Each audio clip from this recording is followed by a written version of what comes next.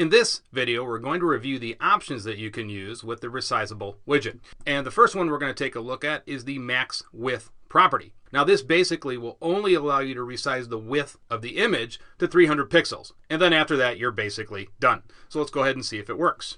And it does. Look, I cannot expand the width out any more than 300 pixels. Now you can also do the same thing for height. So if you want to test this out with height, you can do that as well. There's also a minimum width property as well. So let's go ahead and see how that works. Now basically the way this will work is that the minimum width has to be 300 pixels. So you'll notice that when I start to expand this, it will automatically go right to 300 pixels in terms of the width. Now watch this. See how that went right to 300 pixels? I cannot resize that any shorter than 300 pixels, but I can go out farther now if I want. So that's how the minimum width property works with the Resizable widget. Now you can also auto hide this marker if you want. So all we do is come over here and we set this to auto hide. And then the value we use is true. So let's go ahead and see if this works.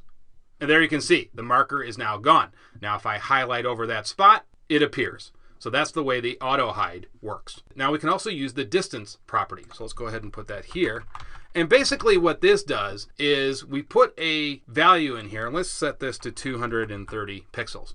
And basically that means resizing will not take place until we've resized this image 230 pixels, no matter what direction. So let's go ahead and refresh this, and let's move this 230 pixels. See how nothing's happened?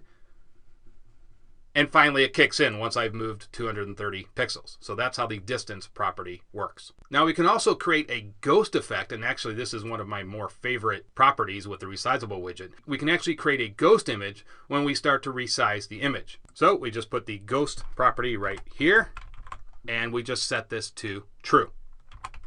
And let's go ahead and save this, and let's see what we get. And see what happens? When I start resizing the image, we get that nice ghost effect. And then once I let go, it resizes the image appropriately. So I've actually used this property many times. I actually like this one quite a bit. I also like the next one. And let's actually refresh the page here. And you notice how when I resize the image, the aspect ratio gets distorted? Well, we can actually keep the aspect ratio by using the following property. And that is, you guessed it, aspect ratio. And we just set it to true. So let's go ahead and save this, and let's see what we get. And take a look at that now. The proper aspect ratio is maintained. So that's another very, very useful property. In fact, I use this one also quite a bit. Now we can also go ahead and create an animation effect. And we just specify the animate property. And we set that to true. And watch what happens here. See how we got that nice animated effect? So that's how the animation property works. Now we can also make the animation faster if you want. So we just add on duration. And then what you want to do is actually set this to fast. And this actually takes quotes. So we just set that to fast.